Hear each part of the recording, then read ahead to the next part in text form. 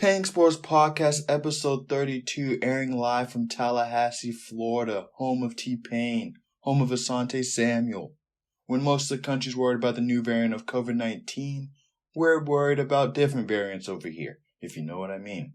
I'm Kamal Daniels, and please have a good day. We're not signing out, but I'm just telling you at the beginning, at the intro. Why not? I can't do that. Are there rules to the podcast industry, podcast game, where I can't tell you to have a good day right off the bat? You know? Speaking of bats, we will get into MLB talk later in the podcast. But I am Kamal Daniels, the host of Peng Sports Podcast, episode 32. Why do I say I'm the host of Peng Sports Podcast, episode 32, even though I've been the host of every single podcast? Because one day, maybe one day, the Peng Sports Podcast will be hosted by someone else. Yes. One day. But I'm Kamal Daniels. One day, I would like to learn how to play tennis. One day, I would like to buy a book. But it's very interesting. Why should I buy a book when I can just get it for free online? But ethics, that's why. So the Premier League this season is pretty good. Pretty good if I do say so myself.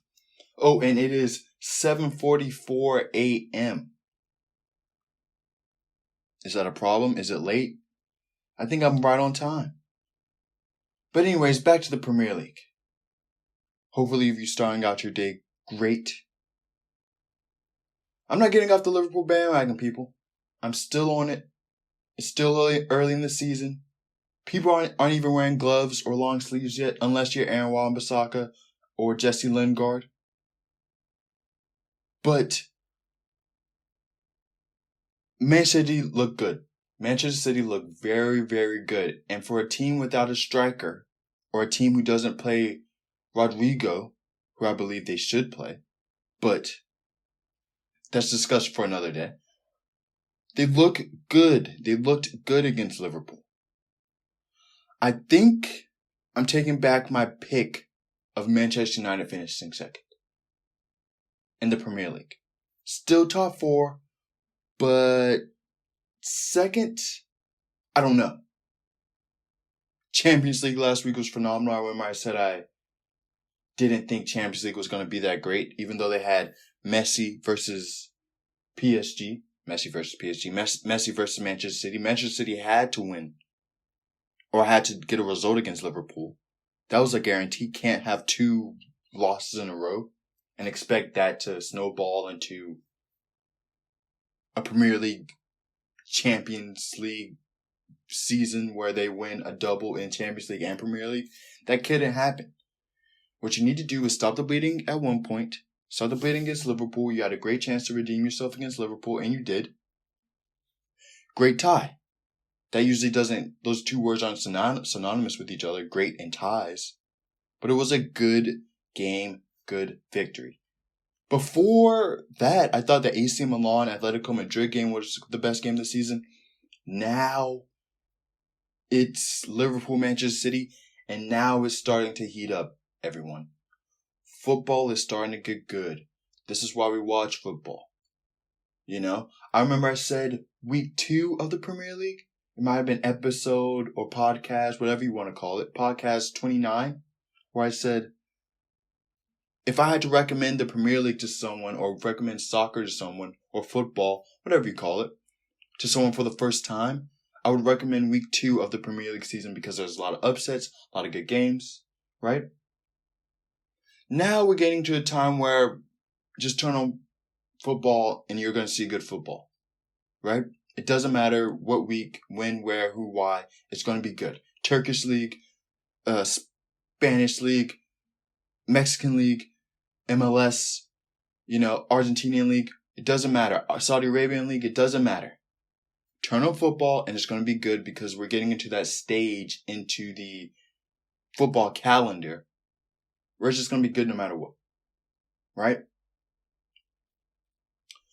But what I also took away from the Manchester City-Liverpool game is Mo Salah is the best player in the world right now. Right now, currently, 7:48 a.m., October the 6th, 2021, he's the best player in the world. Yes, he's better than Van Dijk. He's better than Trent Alexander-Arnold. He's better than Richarlison. He's the best player in England and the best player in the world right now. Right? What I will say this, though, I did write this down when I was watching the game. Jordan Henderson is the best effort player in the world.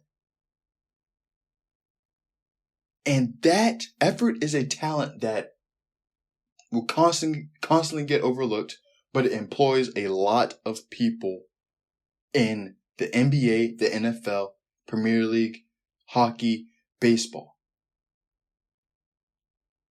Contact hitters are just effort players, in my opinion. Of course, it's very difficult to hit a 100-mile-per-hour fastball. Of course, it's very difficult to do what they do.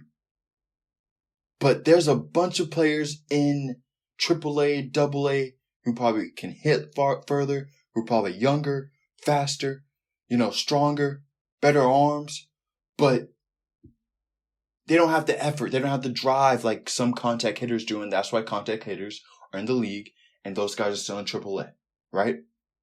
Effort can never be underestimated. Always. If you're looking for a formula for a championship winning side, you gotta have some effort players. That's what made the Bucks good last year. They had a bunch of effort stars. But if you listen to my previous podcast, right? Oh, I'm getting back to Mo Salah. I said Kylian Mbappe is the number one player in the world. Kevin De Bruyne is second. Mo Salah wasn't even in the list. N'Golo Kante was in there. But right now, today, Mohamed Salah is the best player in the world. Now Mbappe can come back because he's great. Kante sort of has little injury problems, but he may never get the show or the shine. At the end of the season, when we critically analyze it, I think we may say N'Golo Kante is the best player in the world, right? Just like we did at the end of this season. But right now, when the hype is brewing, and we care about goals and assists, Mo Salah is the best player in the world. He's delivering, and he's doing his thing. Now, Kylian Mbappe. What's going on? Right? Real Madrid, PSG, is he leaving on a free transfer? PSG, sell him in the summer. Don't sell him in the summer. Sell him in the fall, the winter transfer window. Do that. And get some money off him. I don't understand, because if he leaves on free transfer, what's the purpose of probably the most valuable player in the world on your team, and you're not going to sell him for anything? You're going to sell him for free? I think you have to swallow your pride and sell Kylian Mbappe for something. So you can get get a center defensive mid. Get N'Golo Kante. Spend $200 million in N'Golo Kante. $130 million on N'Golo Kante. Buy a center back. Buy a left mid. A left back. Because they need him. They need it. There's still little gaps in PSG. Kane came back last week. Scored a hat-trick in the third division, or as most call it, the Europa Conference League hat-trick against a team I don't know, but a hat-trick is a hat-trick. And it doesn't matter if it's Conference League. He played a good game against Aston Villa. Spurs had a good win against Aston Villa. Again, it's one of those things where as soon as you stop the bleeding, it's going to get better. Manchester City stopped the bleeding, and I expect Manchester City to rattle victories off like it was no tomorrow, right?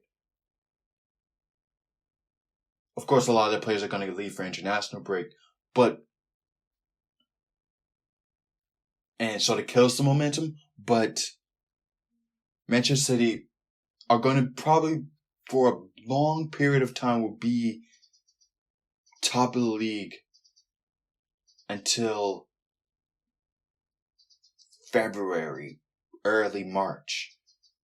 And then I expect Liverpool to take it back. Liverpool, of course, are going to be in close punching range or grabbable distance, but expect them to overtake them around early March, late February.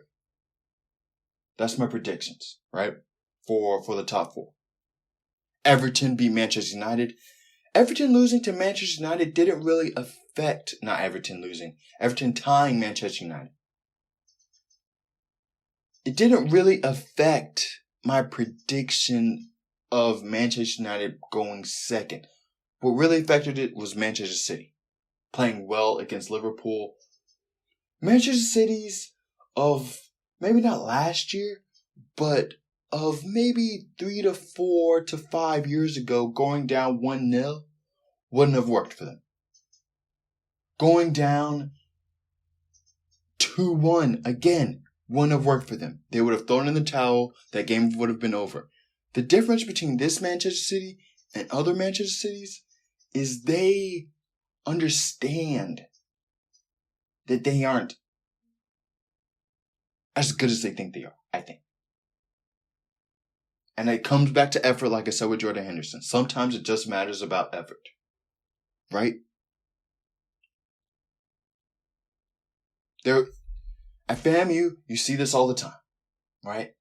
Where a lot of young ladies were the prettiest girl in their high school. A lot of young men were the most handsome guy in their high school.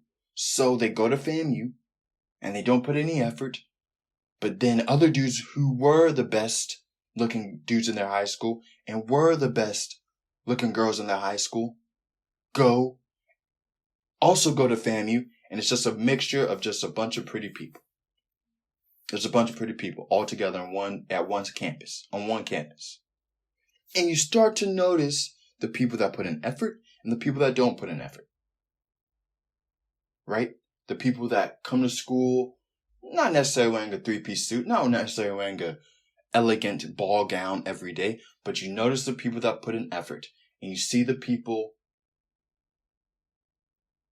who attract a bunch of people because they put in the effort, and the people that don't, who say, I'm the best looking person here. But they don't put in effort. And some people do, and that's what differentiates people at FAMU when it comes to attractiveness. Word of advice for all the people who may be thinking about coming to FAMU. Because that's the prerequisite they don't talk about. I don't know why they accepted me, but that's the prerequisite they talk about. You gotta be fairly beautiful to go to FAMU. Now, why is Kamon Daniels at FAMU? I catfished him. Anyways, you gotta put in effort. And Manchester United's not putting in effort at home against Aston Villa and against Everton. 2 Premier League games in a row, not putting in effort. I don't really know what I was talking about earlier. I sort of got sidetracked.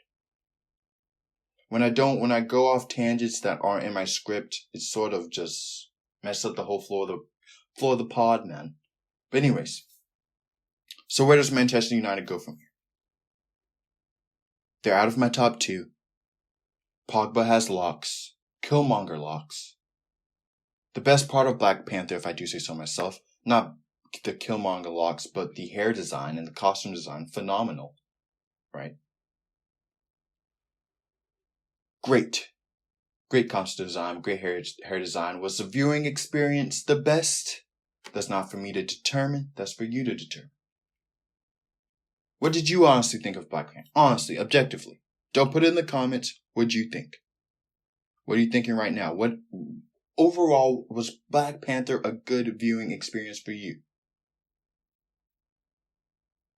Where do you think Manchester United goes from here?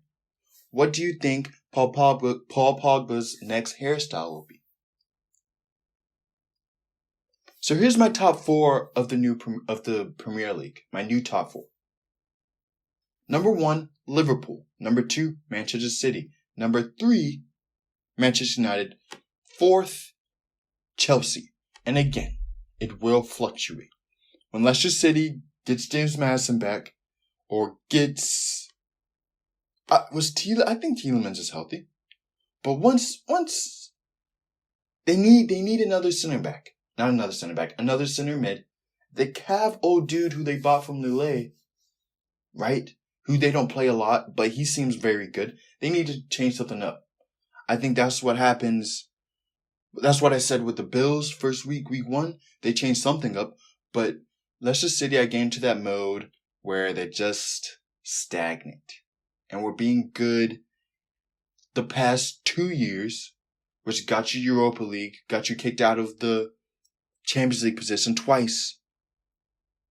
But it's still a good season, but people are starting to figure that out. And that's the thing about Leicester City that they need to figure out. What are they doing? Right?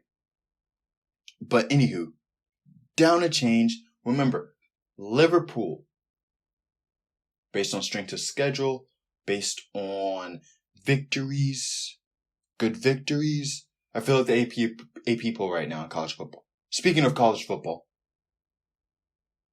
FAMU, first game in the SWAC against Alabama State, 28-0, I believe. I was at the game and I don't remember the score. I left early. I did leave early. And when it was 21-0. FAMU beat Alabama State, first SWAC game. I don't know what they thought. I don't know what the SWAC thought. I think they thought, oh, FAMU lost to Jackson State 6-7. Lost by 1 point. We're the best team in the SWAC. I don't know. Apparently Alabama A&M is very good. Jackson State is better than us. We have to say that since they beat us. But I like to see that game again. I like to see it again. Honestly. Right now. Today, Tuesday, Wednesday. We're recording this on Wednesday. It's 8 a.m. right now. 8 a.m. Wednesday, I like to see Jackson State versus FAMU scrimmage to see who's really the best team. Because it's the first game of the season in Miami. Right? Hard Rock Stadium. Jackson State hadn't played like a real game. They played games last spring, but not a real game for 2 years. FAMU hadn't played a real game. They hadn't even played spring for almost 2 years. Right? It was prime time. No pun intended there. Also, as I said, it was the first game for FAMU in a billion years. 2 years. Also, both teams were really good. They're both really good teams, and I think they both have NFL talents on both rosters. There's other factors. Florida A&M, first of all, the SWAC is the better conference than the MEAC. When the Celebration Bowl, it's going to be SWAC champions, 100%. Alabama A&M, Florida A&M, or Jackson State. What needs to happen is this, right? I don't really know how it works. Jackson State needs to lose again. They need to lose to Alabama A&M, all right? They need to, of course, lose another game because I think they do tiebreakers, right? And then Alabama, I don't know enough about Alabama A&M to really dictate to see if they have a good team or not. Consistent team. But I do know this. Florida A&M is going to go to Alabama A&M. We're going to beat the other A&M. And we're going to be in good shape to win the SWAC. But we do play Bethune-Cookman. So, being in good shape to win the SWAC is good until we play Bethune, because for some reason it's impossible to beat them. Even though they lost to Alabama State, who we beat 28-0. Trust me, this has happened before in other years where Bethune-Cookman has lost to worse teams, got blown out by teams that FAMU has blown out. And for some reason, Florida A&M University lose. It's the pressure of the game. And pressure, I don't like the phrase pressure makes diamonds or bust pipes. There's usually a median in between there. You know, pressure makes you breathe harder. You know, if it's high pressure, if it's a high pressure area, you have to breathe harder, so you get a little bit more anxious, anxiety. You know? Anyways, back to global football. International break is this week, so not too much will be happening, right? Nothing crazy. Next week we'll talk about football, but it won't be as in-depth. You know, maybe we'll talk a little bit more Florida A&M University. Maybe I'll write notes as I'm at the game. I don't want to bring my iPad or bring a pencil and paper, but maybe I'll write notes during the game. I don't know. I'm usually preoccupied. Anyways, international break this weekend. Next week. Last international break was brutal. Brutal. It was really brutal, man. But I don't really care about World Cup qualifiers as long as Mexico, Brazil, Argentina, England, Germany, Netherlands, Italy, Japan, Senegal, Ghana, Egypt, Ivory Coast make the World Cup. I'm good. But as soon as that little cohort starts getting messed up like last World Cup where we didn't see Netherlands or Italy or Ivory Coast or Ghana in the World Cup, it was sort of like, Tunisia's cool. Morocco, cool. But I'd much rather see Ghana. I'd much rather see Ivory Coast with Wilfred Zaha. And Decore. And Bailly. And Kessie. Right? Nigeria's cool, but if Nigeria makes, I'm not too disappointed. But preferably Ivory Coast, Ghana, Egypt, Senegal are the teams that make the World Cup.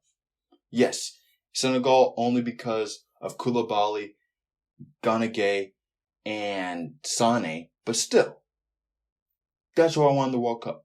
Colombia can slide in there too, right? Yes,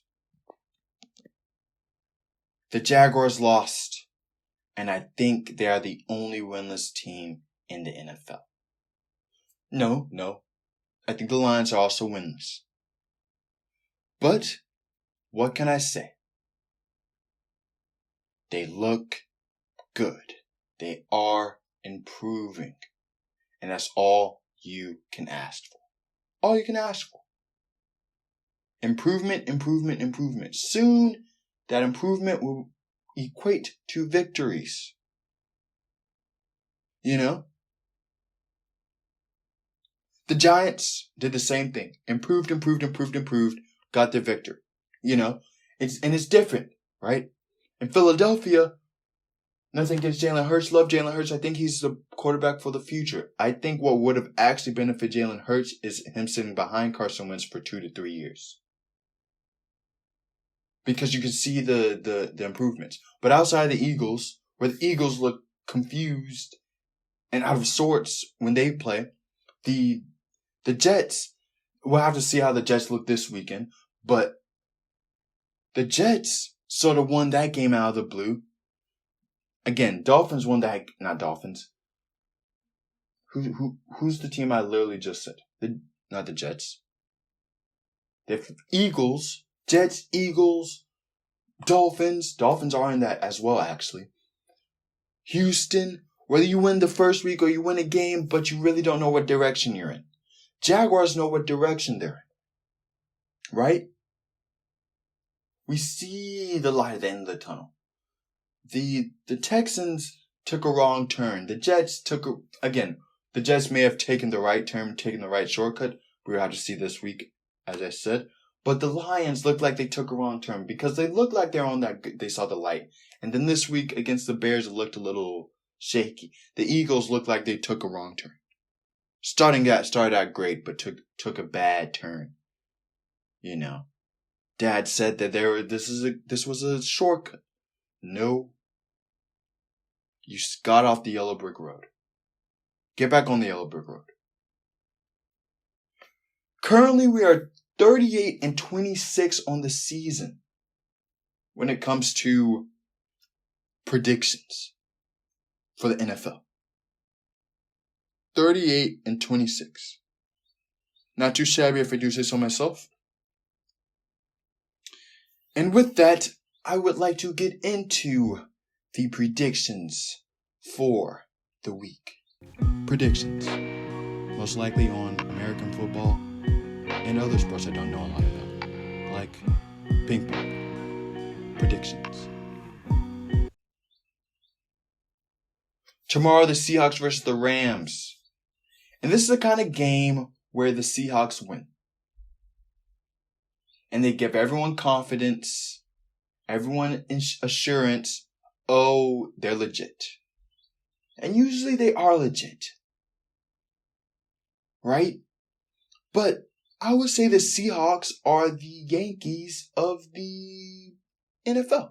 Not historically, but when it comes to recent times where the Yankees decide to take off certain months, or the Yankees decide to take off certain days, and then they start to rev it up towards the end of the season, and pick and choose the spots where they want to win. That is the Seattle Seahawks. And if you watched last night's game with the Yankees-Red Sox, you know what I'm talking about. It's tough to turn it on sometimes. It's tough. When one team's psyched and ready to go, and the other team relies on pumping it up whenever they feel like it, it can get you. And that's what's happened to Seattle these past few years when they lost to the Rams. They decide to pump it up at the wrong points, and they decide to lose to certain teams. I don't remember last year they lost to. But this year, to the Vikings, when you lose to the Vikings, you're like, Vikings are a very good team, gave me false confidence in thinking that they could beat the Browns when they beat the Seahawks, but I should have known that's the Seattle Seahawks, man. They take games off. They do this every year. I remember them constantly losing to the Rams when the Rams were out of the playoffs. Them losing to Brent Hundley and the Cardinals a few years back. Right? It just comes with the territory with the Seattle Seahawks, where they're going to take games off, and I think that really bites them in the butt in the playoffs. And just turning it on whenever you want to, we see it all the time. We saw it with the Brooklyn Nets. We see it with LeBron James's team sometimes when he stacks team with the Lakers. Yeah, we saw it last year with the Lakers. You can't turn it on and turn it off. That doesn't work like that. Unless you're undisputed, phenomenally good, great, you can't do that. Right? I remember the female horse a few years back. Same thing. Remember that? The horse she was a girl horse, always came from behind. She turned it on and turned it off. But she lost in the Breeders' Cup in one of her last races. Because she turned it on and turned it off when she felt like it. And people who are always up for it are going to beat you every time, who are consistent about it. You know? Because sometimes you're going to turn it on and the light switch isn't going to work. We see it all the time. That's what made the Golden State Warriors so great. They always had the light switch on. They were always open. The light was always on, right? On like two medical students in college. And the light was never off. Always studying, right? But as I said, this is the game, Seahawks-Rams, where I don't really care where it is. It could be in Seattle. It can be in New York. It can be in Los Angeles. It can be in Colorado. It can be in Bahamas, London, Tokyo, Philippines, right? Andorra. What else? What other random locations are there? West Virginia. It can be from those states, those cities. The Seattle Seahawks will win this game. Again, this is one of those games where they just do this. They do it. They win the game, and we all say Seattle's the favorite. If they can play like how they can play to their potential, They will win. But will they always play to their potential? That's the thing. Jets versus Falcons in London during international break. That is planned. It's planned. Totally planned. As soon as international break hits, no Premier League games. So what happens? What happens? They decide, hey, it's about that time. This is when we're going to have the game, during international break. So while the teams are going to the club games, everyone else they focus on the NFL and everyone goes to London, right? The NFL are phenomenal planners. You have to give them that. They may not give college students the ability to watch football games on Thursdays, but they're phenomenal planners. That's the one thing you cannot say about Roger That's one thing you can't say about Roger Goodell as an NFL manager, NFL commission, is the NFL is very organized. I don't know how the NFL was before. It may have been just as organized, but it's very much so one of the most organized sports in the American sports diaspora.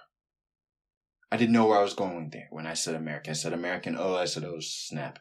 Where am I going with this? Great things about NFL in London. I like it, man. Don't need a team there, but I like it. I like the cross-culturalism. You know, it's small. It's not huge. Where the United States are really exchanging their cultures with London. Because I would say most of the fans are probably English that go to the games. But most of the people viewing it are not. Right? Oh, isn't that rapper who's from London, but he claims Atlanta, and he has a cross on his forehead? What's his name? 21 Savage? Oh, I know him. Oh, Atlanta Falcons? Okay. Oh, aren't the Migos from Atlanta? I gotta watch the Falcons now. That's what they're thinking. Because for some people, this is the closest they're gonna get to Atlanta. The closest they're gonna get to Migos. Because they can't afford tickets to Migos concerts. They can't afford tickets to 21 Savage concerts. If 21 Savage can even go to England. Right? Oh, I've heard of New York. Statue of Liberty. You know, fashion models. Oh, they make a bunch of movies there. You know? Oh, Biggie. Biggie got me through a tough time in my life. This is the closest they ever get to Biggie. This is the closest they ever get to Outkast. This is the closest they ever get to, T.I. These are people who've molded these people's personalities, right? Then the Jaguars come, right? Who are just a part of the United States. And that's the mindset that's going on right there. Where it's the impact of sports, I guess. Where, yes, face value is just the Jets playing in Atlanta. But there's so much more to a lot of people. Right? Because a lot of people from England may not be able to ever go to the United States and go to Atlanta and visit the Coca-Cola factory. Right? Their favorite sodas, Coca-Cola. They won't ever be able to visit that. Even if do they have Coca-Cola in overseas? The closest thing they ever get to Florida is watching Miami versus Jacksonville next weekend. Right? So it's just one of those things, man. Just one of those things where it's bigger than just the Jets playing in New York. And everyone wants a piece of the United States, man. Everyone wants a piece of it. You know, as whatever your interpretation of the United States currently, right now, if it's good nor bad, everyone wants a piece of it. You know? Do they want to be us? Yeah, sort of. In some ways, yeah. They just do want to be us. As this is coming from a guy who uses a British slang term to name his sporting podcast and his sporting website. the hypocrisy is evident. Anyways, I'm going with an Atlanta victory against the Jets. But this is a big week for the Jets. As I said earlier, do they see the light at the end of the tunnel? Or was that a fluke? Did they really burst a tire, but mom knew how to fix or replace the tire so it was all good in the hood, right? Or is that a real... That probably went over a lot of people's head, that last analogy. But anyways, do they see the light at the end of the tunnel? Is my question. And this week is going to show me. Not necessarily if they win, but how do they look, right? I think Zach Wilson is going to play another good game. But we will see. Patriots versus the Houston Texans. I'm going with the Texans. I think they bounce back from that embarrassing loss against the Bills, getting shut out, losing by 40. It's just not something you want, you know. It's not something you when you play teams, I don't care who, what, when, where, why. You expect to be competitive, and when you're a professional, the best, the highest at your game, doesn't matter if you're LeBron James or Cortland Hutton Tucker. I just messed up his name. But it doesn't matter if you're a role player or a superstar. It doesn't matter. You still expect to be competitive no matter what. Right? The Houston Rockets still beat the Milwaukee Bucks. You know? Doesn't matter if you're a bomb dweller. You still expect to be competitive. A little embarrassed last week. Patriots do not get a victory and stay at one victory.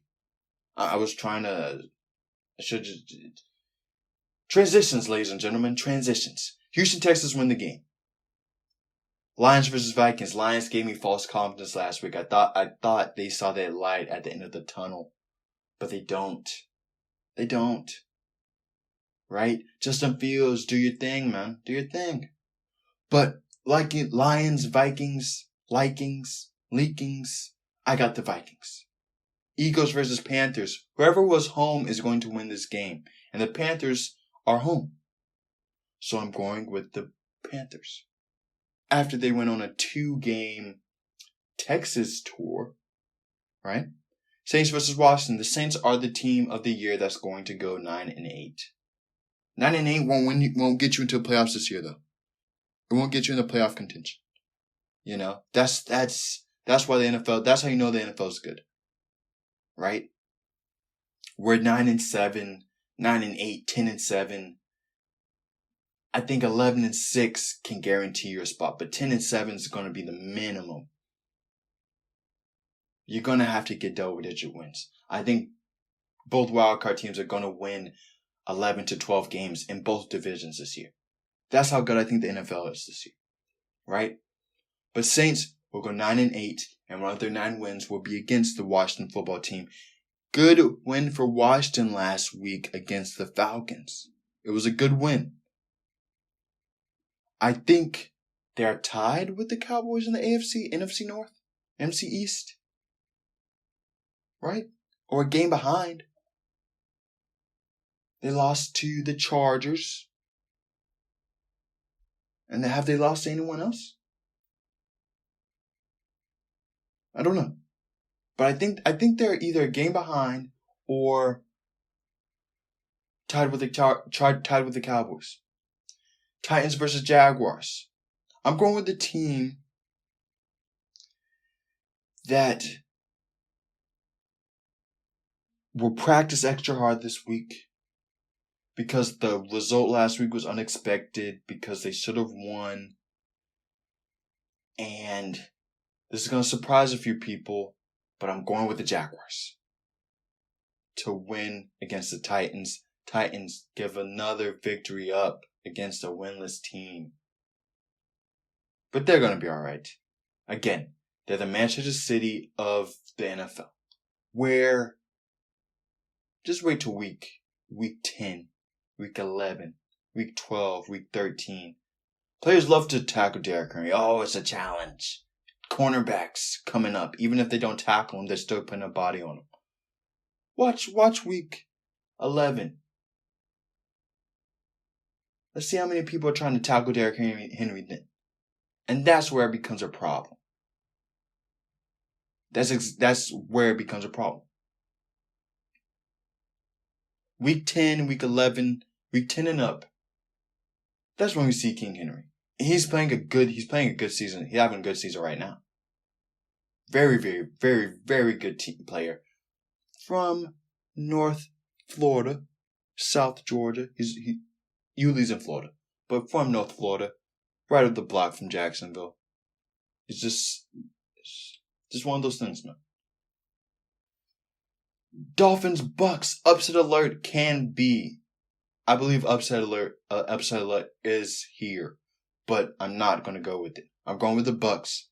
Bucks beat the Dolphins. Packers versus Bengals. I would say this will be, during this week, probably the second best game of the game. Second best game of the week. Behind, of course, the Jaguars and Titans. But the second best game of the week will probably be this Packers-Bengals game. It's in Cincinnati, I believe. Right? But Packers win. Broncos versus Steelers.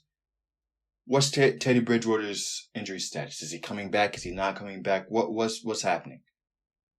Will he play against the Steelers? Will he not play against the Steelers? I mean, if he does play the Broncos, if he doesn't play the Steelers, but I have to make a decision. This isn't one of those podcasts where this is a win-win for me. This is a win-lose for me. I win if I pick it correctly, I lose if I don't. But I'm going to be Pollyannish and assume that Teddy Bridgewater will win the game. Will play in the game and win the game. So I'm going with the Broncos.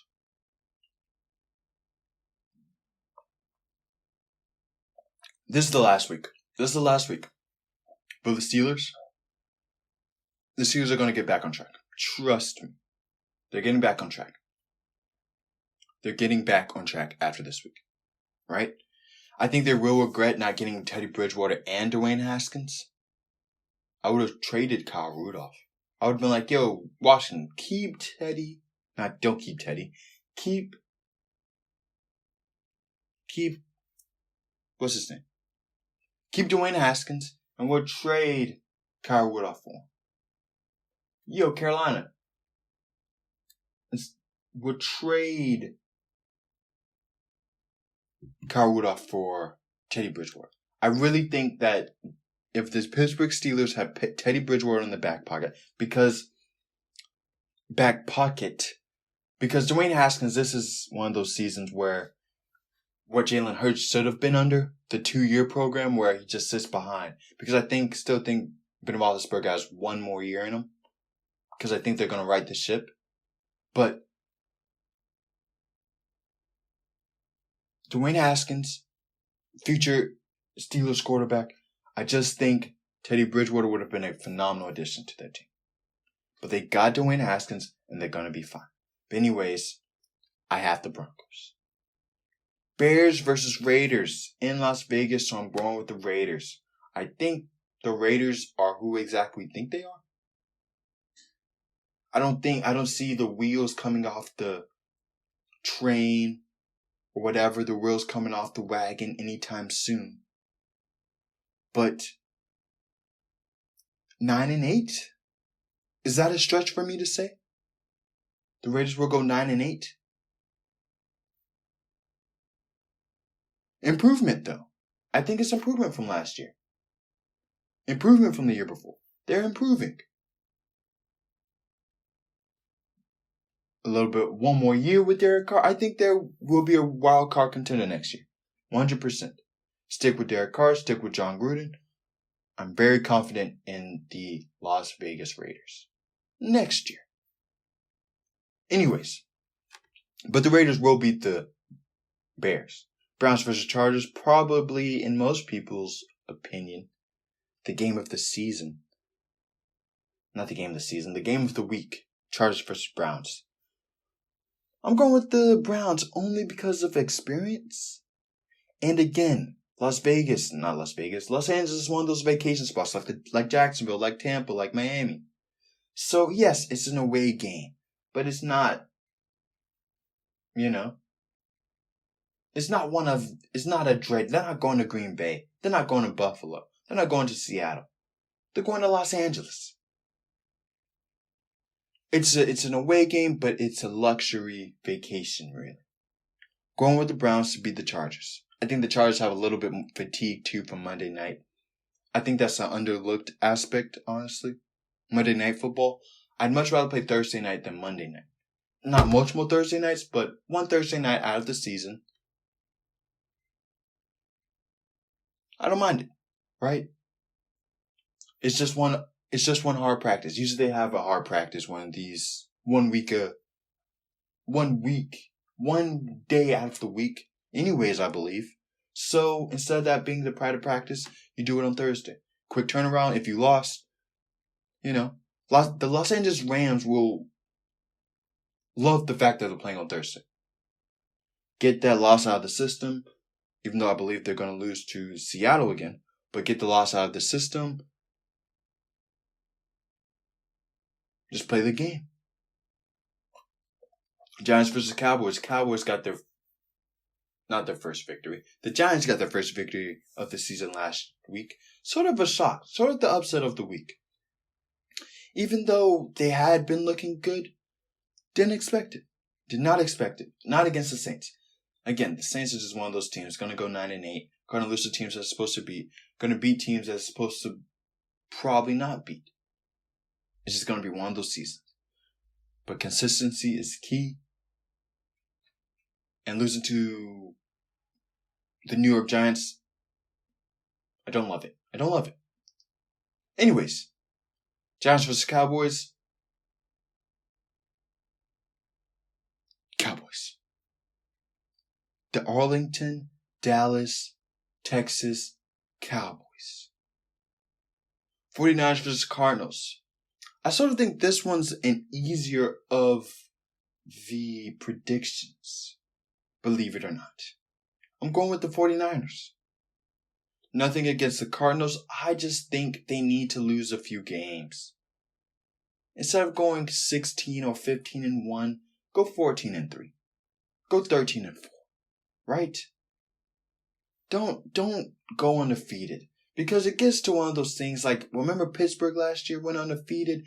They started to put all their energy into the undefeated season, and they just looked straight tired at the end of the season. They still moved the ball pretty well. They still played pretty well.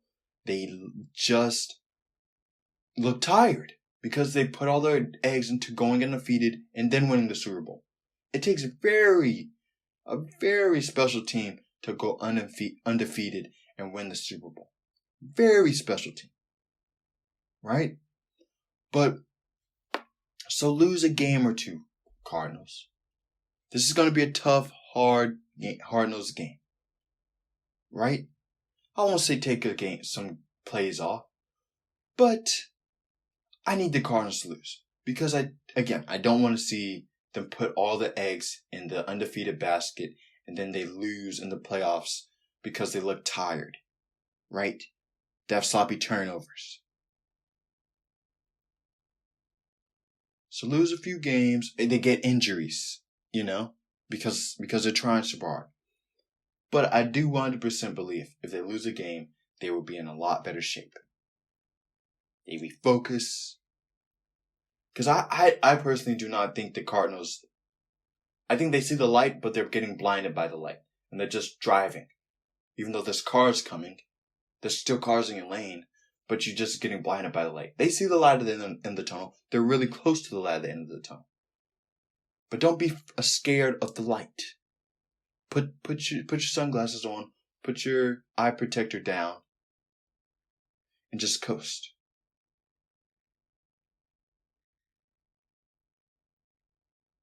Drive around the tree debris. Anyways, Chiefs versus Bills. See, this is poor NFL. I just complimented you on your scheduling, but you have the Raiders playing twice on Monday night. You have the Chiefs playing twice on Sunday night. Then you have the Ravens playing again on Monday night. I mean, goodness gracious, man. I'm cool with having the Chiefs. If the Chiefs are going to play twice on Sunday night, have them play week 2, week 3, and then have them play week 13, week 14, week 15, week 16. Right? Same with the Raiders. Have them play week 1, then, but if they're going to play again, have them play on Monday night week 10, 11, 12. You know? When they play the Chargers again. Have the Ravens play on Monday night. But the Ravens have played Monday night, Sunday night, Monday night. Come on, man. Give it to the other teams. The Bengals are a good team. You know, you may not want to give it to the Jaguars, but the Jaguars, if it was the Jaguars last year, okay. But this year they have Trevor Lawrence. Give them a Monday night game. Right? The Panthers, new roster. Give them a Monday. They probably have a Monday night game, but I just feel like I don't know the whole Monday night schedule and Sunday night schedule, but I do believe there's going to be some teams who don't play Sunday night or Monday night. Just get oversaturated with it. Personally, week 2, 3, 4, 5, 6, 7, I would do all the dud games on Sunday night and Monday night. And then week 8, week 9, week 8 and up, that's when week 1, of course, give them the prime time, go time game. But week 2 through 7, put the Jaguars in that slot, a Monday or Sunday night game. Put the Bengals in that slot. Put the Giants. Put the Eagles. And again, I won't be surprised if the Giants and Eagles play on Sunday night. Don't know the schedule. But put your duds in there. I'd be shocked if the Broncos play on Sunday night or Monday night during this season. Maybe later in the season. But this is when you put the dud teams in. Anywho. Again. Maybe they know something more than me. They probably do. But I'm just saying. Follow the WNBA's method of scheduling, ladies and gentlemen. If everyone follows WNBA's method of scheduling, I guarantee you we will have a much better viewing experience. But, if I didn't say it already, Chiefs beat the Bills and the Ravens over the Colts. Colts, a good win against Miami last week. Remember, this is a trial season for Josh Allen to see if he gets on the no slander list. Lamar Jackson's on it. Patrick Mahomes is on it. You know, the typical. The huge. You know, those guys are on it. This is the year to see if Josh Allen gets on. It's a tryout season. Good thing of news for Josh Allen is if it doesn't work out this year, you have next year, buddy. Don't worry. The no slander list is always open. And Mo Salah is on the no slander list. He made it. He's on it. Sadio Mane, also on the no slander list. I'm just trying to get you acquainted with the caliber of players on the no slander list. Right? Major League Baseball. Wild card. I think baseball is the most gangster sport ever. I'm just saying it. You know? Like 3 dudes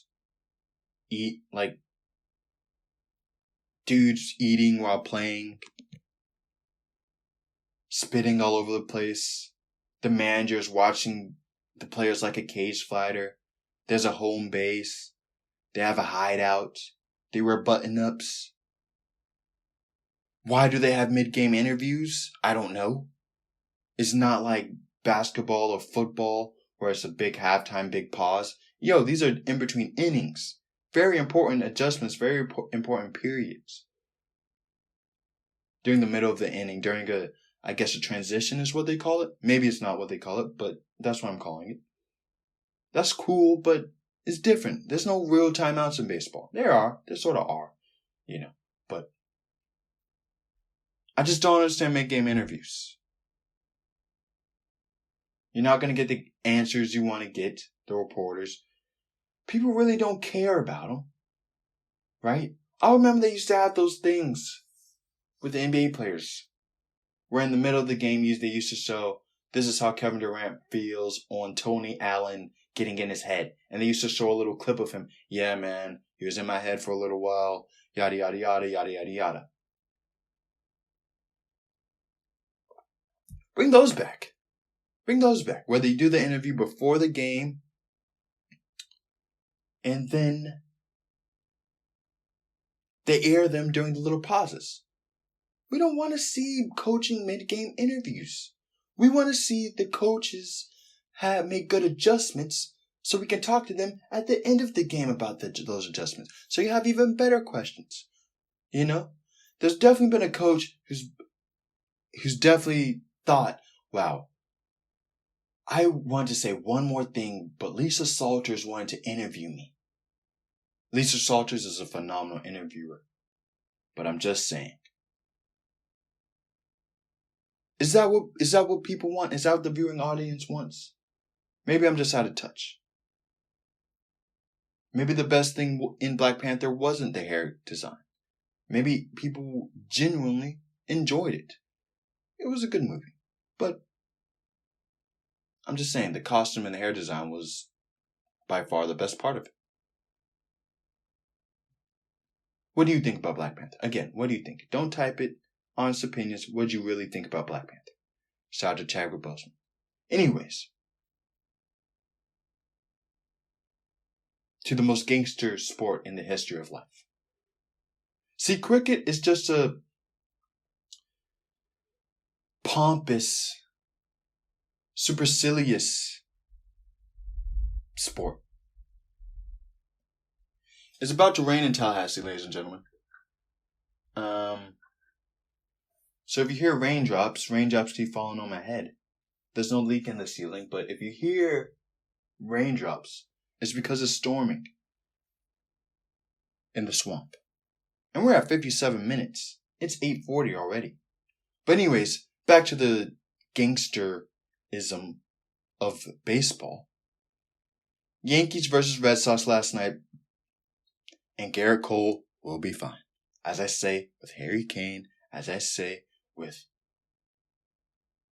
Ben Simmons, as I say with people who are great players, as I say with Arsenal Football Club, great club. Yeah, relax. RELAX, as the great Aaron Rodgers would say, the king of people overreacting to him messing up and him coming back and saying he's the best. Whenever people doubt him, he comes back. May not win a Super Bowl, but he comes back and he says, hey, hold this. He's the king of that. Of telling people to shh and relax. Relax. Garrett Cole is fine. You know? He will learn from this. And I truly wonder if the umpire's checking for the sticky stuff. It really affects them like that. I don't doubt it. Them touching the top of their helmet, getting a little stick. You know, a little bit more better control. It's evening everyone out right now. But, as I said, he's a great player, a great pitcher. The sticky stuff only does so much. It can't... I really believe that. It can only do so much. Even though if it does gets a little bit more control. I think it's primarily that they use it primarily to just have more consistent control. They can make every pitch in the book, but to be more consistent with it, I think that's why they use the sticky stuff. But anyways, Garrett Cole's going to be fine. He's going to be fine. He's going to adjust. He's going to get better. Rest his arm this summer. You know?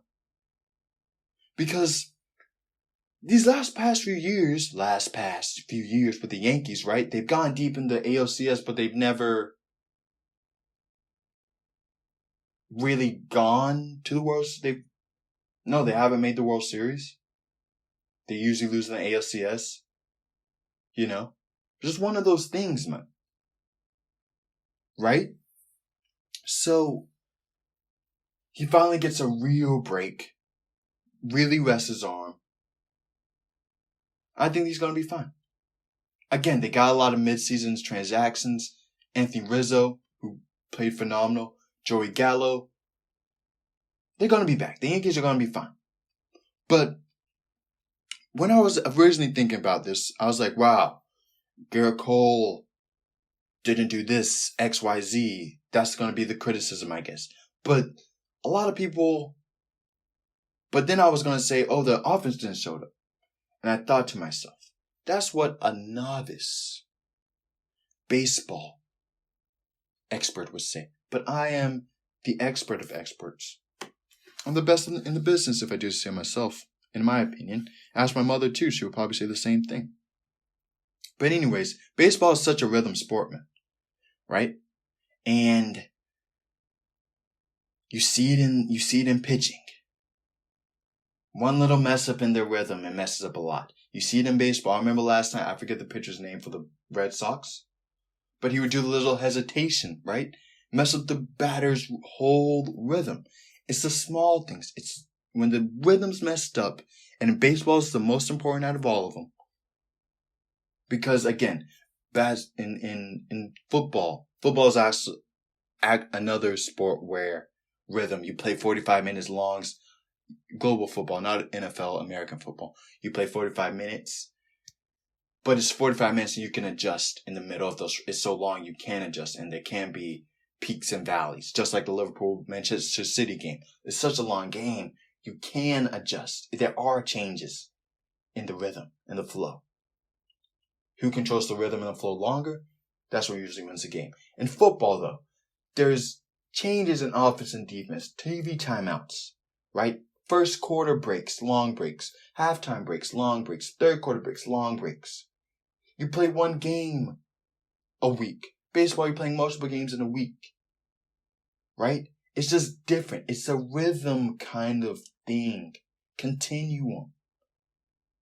And when that rhythm gets messed up, in the slightest way, in the way that you wouldn't think about it. Because I guarantee you, when Giancarlo Stanton hit that ball and it hit the big dream green golly jolly monster in Boston, I guarantee you, when he hit the ball at first, Garrett Cole said, okay, we're going to be up 1-0. All I need to do is to maintain. And then when they hit it, he said, oh, okay, well, we can still maybe score. They didn't. And then when he walked up into the mound, he said this. He said, oh, I have to win this game now. And I don't think Garrett Cole is a winner. Don't take that too literally. He's a maintainer. And you need maintainers for this society to run. I'm a maintainer. Right? He's a maintainer. If the Yankees were up 1-0, I guarantee you Garrett Cole wins the game and it's a shutout. Maybe he allows one run. He goes 6 innings, 7 innings strong. Yankees win the game. I guarantee. But Giancarlo Stanton not hitting that home run changed the rhythm. Right? And being a maintainer, there's two different mindsets. And there's maintainers in life and there's winners in life. Tom Brady's a maintainer, believe it or not. But I'm a maintainer, as I said. And we need, as I said, we need maintainers for society to function. We need winners for society to function. Maintainers can win, but we maintain it. That's how we're going to win. We're going to be consistent and just be slow when we win. It's not going to be a rush to fame, right? It's not going to be a rush to success. You know, winners or go-getters, I would say, I don't know, however you want to put it. You're picking up what I'm putting down though. Bryce Harper's are winners. Josh Allen's are winners. Oprah's are winners. LeBron James are winners. Kevin Durant are winners. Beyonce's a winner. Jay-Z's a winner. Craig Daniels is a winner. You know? Gary and I are like Shannon Boxes, Kareem Abdul-Jabbar's, Dirk Nowitzki's, Tony Cruz's, Viola Davis's. We're the maintainers in society. There's cons to both, but there's more pros to it. And being a maintainer, the lows are going to get low. But because you maintain where you are, and you know where you are,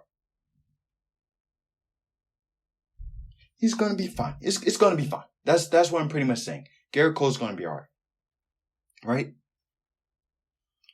But as I said, the Yankees and the Seahawks are synonymous with each other. We're at a minute, hour 5. We're balling out here. But this is what baseball's about. Yankees, Red Sox, wild card, single elimination.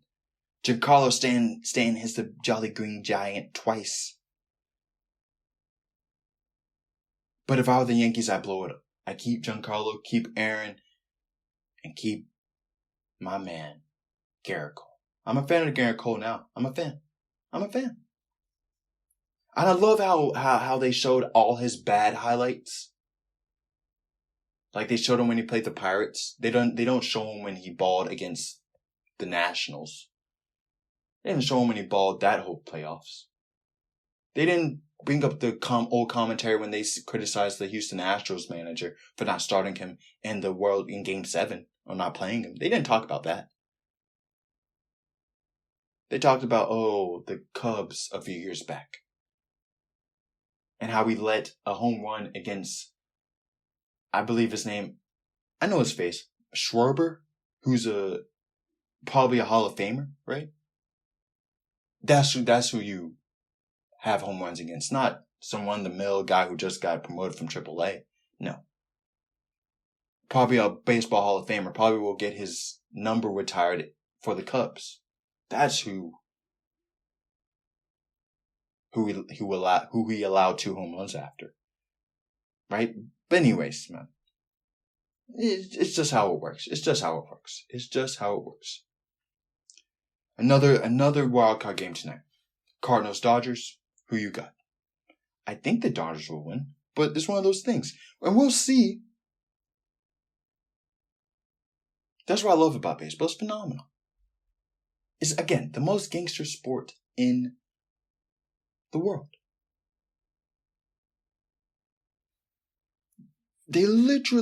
People talk about resting players. Why is this not a thing? See, this is the problem with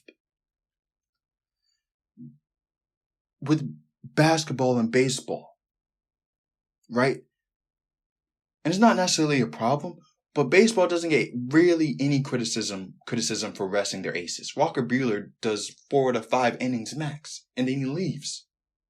And they literally are saving him for the playoffs. That happens in basketball. It's a hoopla. It's a hurrah. Shout out to the Army. But when baseball does it, it's not a criticism. Nothing that I highly suggest baseball players do it, and they do it in baseball, and I suggest they do it in basketball and in football. They should do it in all sports. Because when you go for undefeated season Cardinals, when you go for the undefeated season Steelers, they're going to criticize you at the end of the season for being weak and being an early season. I don't know the word for it, but being an early season hot boys, I guess. That's the only word I have for it. I've been listening too much Trick Daddy and Uncle Luke. That's the only word I had. Hot boys. Anyways. But they're going to criticize you for that. So might as well rest them. Rest players. Do player, management, whomever, however.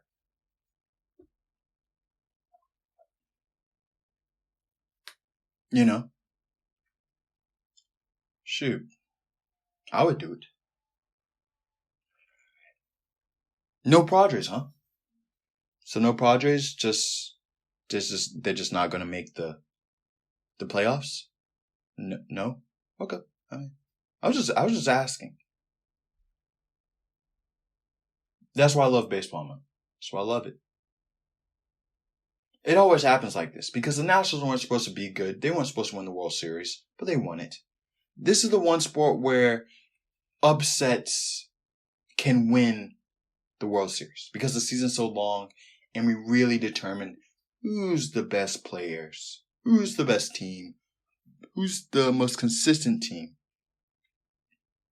in the league. It really I think the true champion is determined in baseball. But baseball, the most gangster sport in the world. Another thing that's very gangster-esque about it is how the people sit on top of each other. Like we're in Europe. Like we're at a Chelsea match. You know? But anyways, we're at 1 hour and 10. Yes, we're at 1 hour and 10. This is a good podcast, man. I wish I started maybe a little earlier. Because we're at 8:55. Usually by this time I'm usually editing. But can the sky beat the Mercury? Can the sky beat the Mercury? Can the sky and the Mercury pull off the upsets? Can they beat the Aces and the Sun? See, this is why I love the playoffs, man. It's a totally different animal. And remember my hierarchy? Where I said talent, chemistry, experience? I think the playoff, that needs to be washed away. I think experience, talent, chemistry is the playoff hierarchy. Regular season, talent, chemistry, experience is what wins you games. What wins you games? I got a little hoarse there. But what wins you games in playoffs is experience. And the WNBA is showing me that. Because there's not a doubt in my mind, Diana Taurasi, Brittany Griner, Candace Parker, Dominic Shields, Courtney Vandersloot, Skylar Diggins-Smith have all been in these situations where they don't know or don't expect, or they are the underdogs in a game, in a series. Either or. They have so much experience. They've probably been in the Aces and Suns shoe, where they've been the overwhelming favorite. Maybe not the overwhelming favorite, but the favorite to win a series. And they've been upset by a more experienced, better team. Experience, ladies and gentlemen. You must have experience. You must have talent and chemistry, but when you're equal in talent, and the WNBA, a lot of teams are, it's not a large, huge disparity of talent. It's the small things, it's the chemistry, it's the experience. Maybe that's just the thing with the WNBA, where experience overshoots or outweighs talent and chemistry. Maybe it's just the WNBA. But experience, man. The Sun, they can wrap it up. The Sky can wrap it up. The Aces can get wrapped up. The Mercury took care of the Aces, took care of the business for 2 games. Game 1, maybe not. But game 2 and 3, wow. Another championship for Diana Taurasi? She can retire now. If she wins a championship, she can retire. Sue Bird has a little exit. Goodness gracious. You guys hear that? My stomach. But anyways, Sue Bird has a little excuse. She lost. She didn't make the conference finals or the semi-finals of the WNBA. Again, not totally sure on the rules. I need to learn them. Next year, I will know them. But man, the WNBA, I'm not making predictions. I'm just enjoying. Just enjoying. And with that, hour 14. Not hour 14.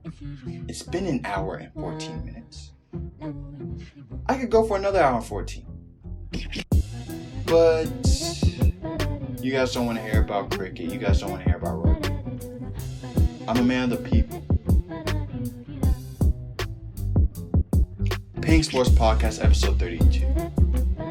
I think this was a good one. What do you think? I hope you have a good one.